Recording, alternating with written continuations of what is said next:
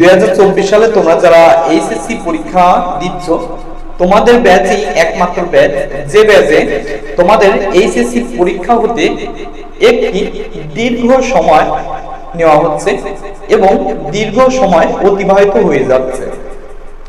তো তোমরা অনেকেই একটা কোশ্চেন করে থাকো যে আমাদের যে এইচএসসি পরীক্ষা অনেক সময় নিয়ে নেওয়া হচ্ছে, কোটা সংস্কার আন্দোলন মাঝে হলো, এ কারণেই মূলত বিভিন্ন রাজনৈতিক প্রেক্ষাপটকে কেন্দ্র করে আমাদের পরীক্ষাকে পেছানো হয়েছে। কারণ হচ্ছে তোমরা জানো যে বিভিন্ন থানা ভাঙচুর করা হয়েছে, পুড়িয়ে দেওয়া হয়েছে, এই কারণে আমাদের প্রশ্নপত্র যা ছিল প্রশ্নপত্র পুড়ে যায়।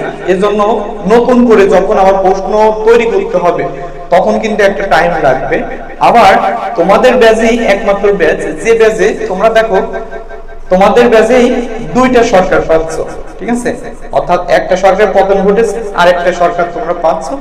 এই মাধ্যমে তোমাদের এইচএসসি পরীক্ষা আশা করি শেষ হবে। তো এজন্য তোমাদের বিভিন্ন কারণে তোমাদের এইচএসসি পরীক্ষা পিছানো হচ্ছে বা এইচএসসি পরীক্ষা একটা দীর্ঘ সময় লেগে যাচ্ছে। তো তোমরা বরাবরই একটা প্রশ্ন করে থাকো যে তোমাদের যেহেতু এইচএসসি পরীক্ষা অন্যদের থেকে অনেক পিছিয়ে যাচ্ছে বা অন্যদের পরীক্ষা অনেক আগে হয়ে যেত অন্য ব্যাচগুলোর, কিন্তু তোমাদের তো অনেক টাইম নেওয়া হচ্ছে, তোমাদের কি অ্যাডমিশনের ক্ষেত্রে টাইম দেওয়া হবে বেশি? এরকম কিছু প্রশ্ন করে থাকো। এজন্য মূলত আমাদের আজকে ক্যামেরার সামনে আসা এবং তোমাদেরকে একটি সঠিক তথ্য তুলে ধরা। দেখো, তোমাদের এইচএসসি পরীক্ষা যতই তোমাদের লেট হোক, ঠিক আছে, দীর্ঘ টাইম নেওয়া হোক, তোমাদের কিন্তু অ্যাডমিশনের ক্ষেত্রে তোমরা কিন্তু টাইম পাওয়া, ঠিক আছে, তোমাদের অ্যাডমিশনের ক্ষেত্রে টাইম হবে খুবই স্বল্প সময়, ঠিক আছে, স্বল্প সময়ের জন্য তোমরা টাইম পাবা। এজন্যই তোমরা একটা কাজ করতে পারো, সেটা হচ্ছে যেহেতু তোমাদের পরীক্ষা অনেকদিন পরে আছে, তোমরা মাঝে এই পরীক্ষার প্রিপারেশন নিবা এবং এর মাঝেই তোমরা অ্যাডমিশনের প্রিপারেশন নিবা, ঠিক আছে। তোমরা যারা মাঝে অ্যাডমিশনের প্রিপারেশন নিবা প্লাস পরীক্ষার প্রিপারেশনটাও নিবা, তাহলে তোমাদের জন্য তোমরা যারা এরকম ভাবে শিডিউল অনুযায়ী কাজ করবা তাদের কোনো প্রকার সমস্যা হবে না।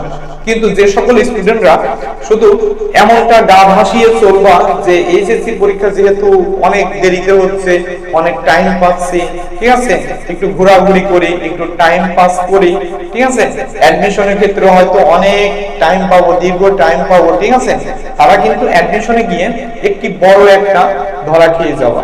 এজন্য তোমরা আগে থেকে সতর্ক হও এবং অ্যাডমিশনের প্রিপারেশন নাও, তাহলে তোমাদের পরবর্তীতে আর কোনো প্রকার সমস্যা থাকবে না।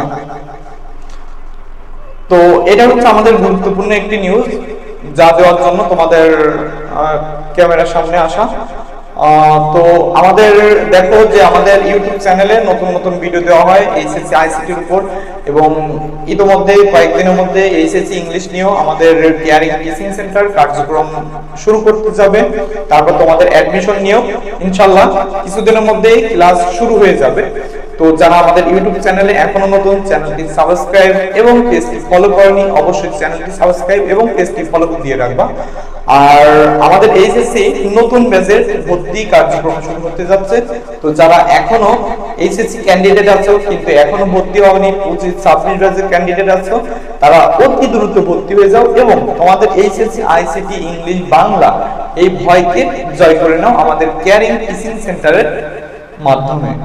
তো দেখা হবে নতুন কোনো একটা ভিডিওতে। সে পর্যন্ত তোমরা সবাই ভালো থাকো, সুস্থ থাকো এবং পড়ার টেবিলে পড়ালেখা করো। ধন্যবাদ সবাইকে।